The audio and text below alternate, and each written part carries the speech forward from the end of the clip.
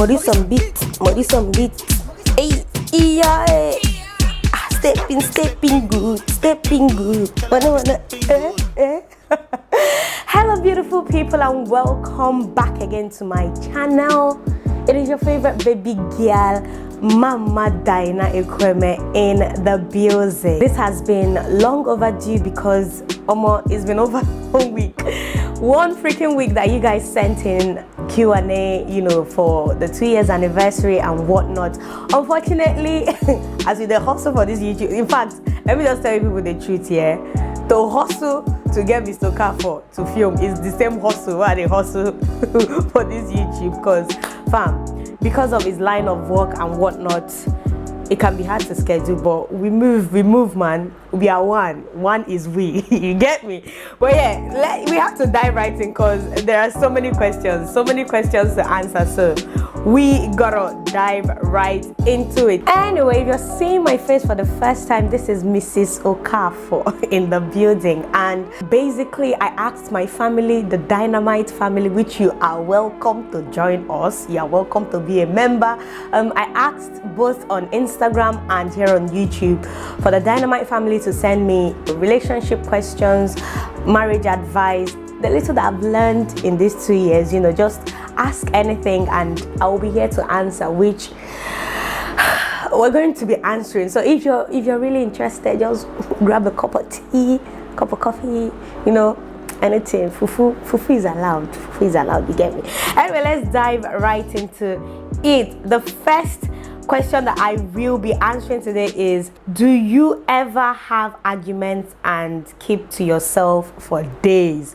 That was first year now, when babies never come. It will be easier if you don't have a child in between to just do whatever you want to do. It's always easier before the kids come to just be reckless with your forgiveness, be reckless with communication. Yes, I did that in my first year. Like it was an issue. Like we could have a heated argument and don't chat to me, do your thing, make I do my thing. That's one aspect of our marriage that I'm constantly working on, communicating when I'm hurt, not just giving stupid silent treatment. I think I've gotten a whole lot better, over the years. Now I can sit and tell him, look, this shit you did, yeah, funny. It totally pissed me off. Even if I tend to keep to myself a whole lot, say for instance he goes to work, I won't just call. I won't call until he calls, and then I have to pick because obviously he needs to know how his babies are doing. But then, yeah, I have improved a whole lot more than the first year of marriage. But yes, to answer your question, did I ever? Yes. Do I still? Not necessarily. What can you do to make a guy or man marry you? First of all, the man you're trying to make to marry you, is he your man? I need. There are so many answers I need before I can answer this question. Is he your man? Because a whole lot of people are roaming in this life claiming man that is not claiming them. Say amen. Can somebody say amen? A whole lot of people are out here claiming relationships that they are not even part of. The ship has sailed, but you are just at the bay. Personally, sincerely, if you've given hints, if you've tried to talk to him like, Oga, I'm not here for Arabanko Ade Asekwa da Asekwa. I am looking to settle down at this period of my life because of this, that. If you've talked, if you've given hints and it's not happening, don't stress it, man. Just move on. Sincerely, I believe that a man who is serious about you will not even let you get to that stage where you're wondering, where you're asking, where you have to, just be on his case to find out when he's going to pop the question. Because if you've done all that you need to do, given all the hints that you need to give, and it's not forthcoming, move on. How was wedding planning for you at a young age? To be honest with you, I think being young even gave me that big advantage. I've never been the type to crave for a big wedding, or even to imagine my wedding day, or even to, how people already know how their wedding day will be, or at least how they want their wedding day to be like. I was never that kind of girl. In fact, I was even suggested, let's just get on with it. I didn't even want bridesmaids. I didn't want Asoebi. I didn't want any of those things. I just wanted me and him, our family, and then get it done with. But family won't let you be great. They won't let you have that. Especially Nigerian families, most of them won't let you have that. I feel like age played a major role for me because I did what I wanted to do, how I wanted to do it. I scrapped Asoebi, chose 5 bridesmaids, my friends, people I know very, very well. Went into my one market here in Port Harcourt, got a few things. What I bought for me and my bridesmaid, everything wasn't even up to 100K. Rented my wedding gown. I know my wedding gown looks really glorious and people are always asking, where did you buy? That wedding gown wasn't up to 40K. I rented it, sent it back the following, like I did a no stress wedding. I didn't want to be stressed whatsoever. Every other thing that my husband's family were killing themselves over, they wanted to do, I didn't want. I was okay with just going to the altar with my husband and just getting it done and over with. So yeah, I feel like age played a major role, you know, because I feel like if I waited till say 28, 29, 30 to get married, I would have already gathered enough ginger people, like it would have been a bomb wedding. But yeah, that was how it went down on my wedding day. How do you forget about someone you once cared about when you move on? You just forget. You block, delete, cancel, just ghost the person, unfollow, ghost, delete, block. Any association with the person, block. Anything that has to link you with the person, block. Anything that has to pitch you, or just block and be at peace and move on and wish them well and move on. Do you believe you have a genuine friendship with your husband? Yes, I do believe that I do. I believe that I do have genuine friendship with my husband because I can say literally anything to him without holding back. If he's doing the wrong thing and I feel like it's wrong for him, I say it without holding back. And if he feels like what you're doing is fucked up, he will tell me sincerely, even if I have to go and cry about it or say whatever. He's not here trying to, you know, lick ass and whatsoever. He tells me as it is and I tell him as it is. So if we both want to go bash our heads wherever, for me, that's what I define as genuine friendship. If I'm doing it wrong, tell me straight up. Don't feel like, okay, oh, I just want to remain in your good books. Tell me as it is. I will appreciate it. Even if it's not at that time, I will appreciate it later. So yeah. How does it feel cooking daily? Do you enjoy it? I don't cook every day. I have a freezer. I cook some weekends. Say for instance, in a month, I cook 2 different soups, 1 stew and 1 pepper soup for the month. I just freeze it. Then every other day that I feel like, okay, I want to make my husband happy when he comes back from work, I'm in a very good mood to cook, I just make dinner. And I make really, really quick dinner, which most of you who are following my Instagram can testify. I bombard you guys with Insta stories of some dinners that I prepare in our home. What is the best part of marriage? I feel like the best part of marriage is knowing that you're doing something with one person, knowing that at the end of the day there's one person to lean on, there's one person to cry to, there's one person who, you know, who you can share anything and everything with. You just have that one person that even if the odds are against you, the person is always there, always supporting, always rooting for you, always lend a listening ear, always there to talk to you. You know, that companionship. Don't get me wrong, some days that same person will step on your toes, will make you mad, will make you angry, but at the end of the day, when you hear one big news or something happen, there's just that one person you're craving to just download it to just gist, to gossip with, to just tell everything to. It's just, I feel like that's the best part of marriage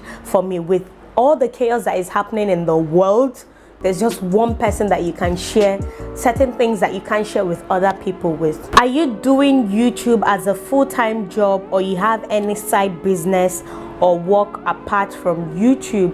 YouTube is definitely my full-time business, at least for now, because I cannot afford. Maybe when these two start school, like proper school, yes, I would have all the time to venture into things that are of interest to me. Things like photography, cooking, makeup, just a whole lot of things that I really want to improve on.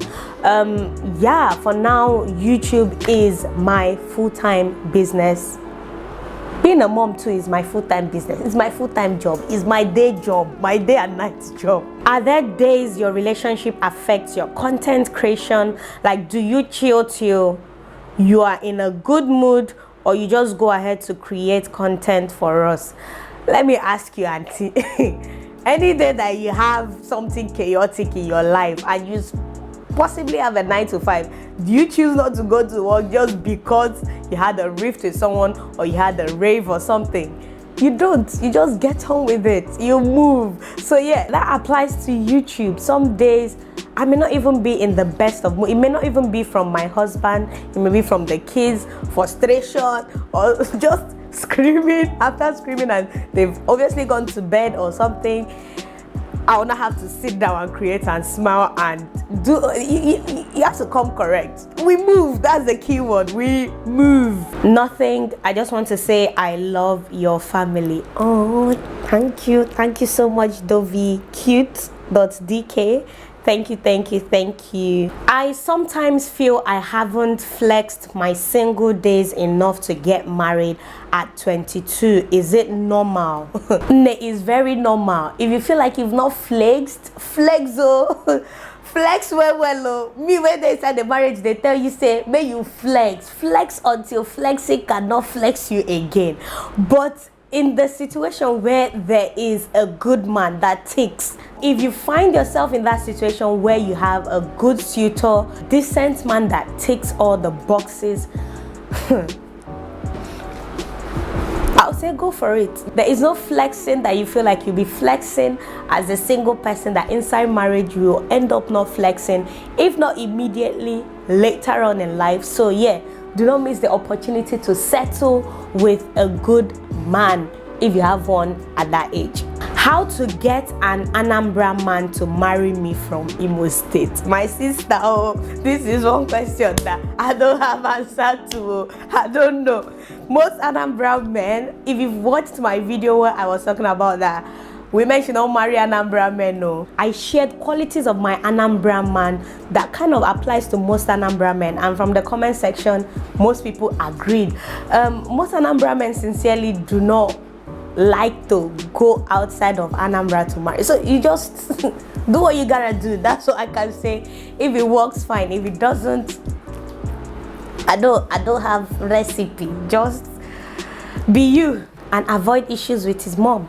That's all I can say. Dyna, does hobbies still give you upkeep money even as you make your own cash? I feel like that's the first money he dispenses out of his salary, because that's the most important. And just like way before YouTube started paying, what I use this money to do is still what I use it to do: cooking, upkeep, and every other thing. What are the characteristics you admire that you've observed from each other that you didn't notice at the beginning of your relationship? I never noticed how handy my husband could be. Like, if anything spoils in the house, he would rather carry the manual, read and repair it. Like, whether it's our generator, AC, stabilizer, computer, before he takes something out, even the car, before he takes something out for repair, he must have tried fixing it over and over. If it now doesn't work, he'll now send it out for repair.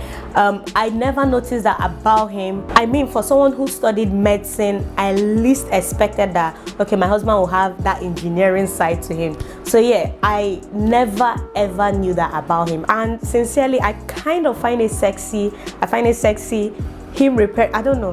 Let me know. Let me know so I don't have to say. Discuss how you handle finances in your marriage. Also, how your dynamic is in terms of gender roles. Most of you already know my take on gender roles. I play my part as well. Like, I don't, if it's not womanly, don't involve me. Yes, I like the idea of what a man can do, a woman can do better, but leave me, let me do the feminine bits, do your masculine bits. Like some of you, when I was talking about the day my car spoiled, what, some of you were there saying, you check this, check that, is common sense. I'm sorry. I will call my husband to check it. I will call somebody, a man, to come and check it. That's just me. I do my womanly bits and I leave him to his. If he helps me with mine, like with the kids or whatsoever, which always is nice that he does, fine and good.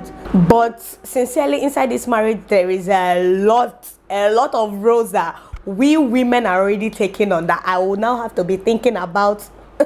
Struggling for nah. The first question: how do you handle finances in your marriage? I and my husband, we do have first our separate accounts, the accounts we had before we got into marriage, and we do have our joint account where every month we dispense a certain figure, and sincerely we do work on a budget every month, from feeding to every other extra thing we need to get. If there is anything extra that I feel like okay is relating to YouTubing or something that I know definitely that is out of reach, that's when my finances come into play, with every other thing from rent to feeding to our babies or what, that's Mr. Okafor. Sometimes if there are expenses way beyond the both of us, we use our joint account. The next question: how do you deal with a man you're not attracted to? I think the best way to deal with a man that you're not attracted to is to just focus on those, to focus on the best things, the qualities that, that just makes him different. Those things that you feel, okay, leave his face, leave his height, leave every other thing. This is what I want in a man. I mean, those are the things that he has control over. He doesn't have control over his looks. He didn't create himself. If his height or whatsoever, those are not things that he has control over. The things that he has control over and he's doing them well, I think that those are the things that you should focus on. Attributes that are acceptable to you, attributes that you would love to see, your kids exhibit. I feel like those are the things that should matter, not how he looks or how tall or short he is, or how those things are, on the long run, irrelevant. How were you able to cope with the age difference, ideologies, and all that comes with the age gap? I'm still dealing with them. Marriage is chibuanozo. At this point, it still fascinates me, the things that I learn from my husband, or the things that most of the time I say it doesn't just make sense to him, or it's like or maybe he mentions a musician and I just don't have a clue, or he's talking about something, I'm lost,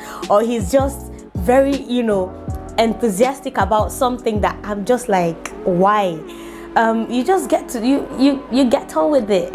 You deal with it in marriage. I feel like those little differences, the age gap, the ideologies, those are the things that spark meaningful conversations. Those are the things that make me know the type of man that I'm married to, and to some extent he can tell the human being I am. It just makes the marriage sweet. It makes the marriage a lot fierce, I would say, feisty. It makes you look forward to know, okay, let me get his opinion on this, let me know how he will react to this thing.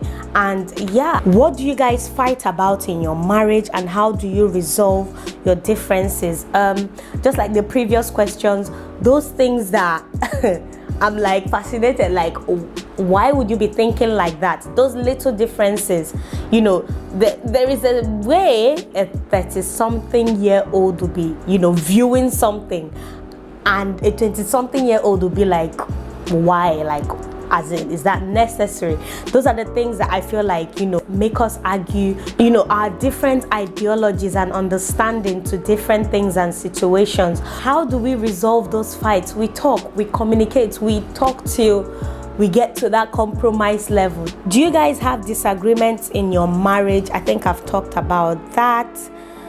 What have you learned in these past 2 years? The number one thing that I would say that I've learned is, if something they do me, talk about it. Just say it. I know that some people believe in not sweating.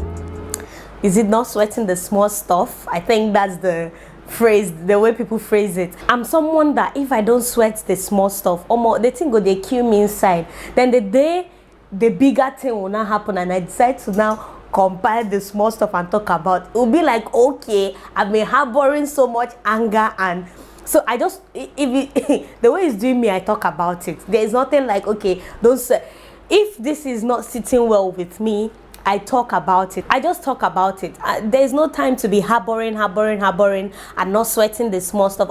Small stuff may be big stuff to me also. If it's doing me to talk, I just talk. Another thing that I've learned in these 2 years is, in my first year of marriage, it was almost like I just wanted to be a good wife. I just wanted to be a decent wife for my husband. I was almost boxing myself into that wife, the qualities of a wife that I should be exhibiting.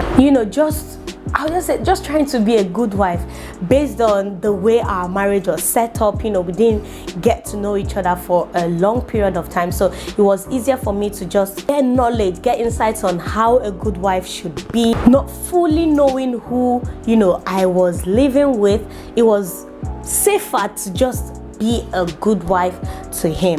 But after 2 years, I feel like friendship is way better. Play friendship first before you play wife.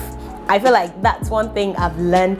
I learned how to be friends with my husband. I learned how to talk to him, how to know the things that bug him, how to communicate better with him. I feel like in a marriage, if friendship kicks in, if that friendship is there, if you guys totally enjoy each other's company, share a whole lot of things with each other, the good, the bad, literally everything, being wife wouldn't even be, playing wife role wouldn't even be a force. It would be easier to just be that.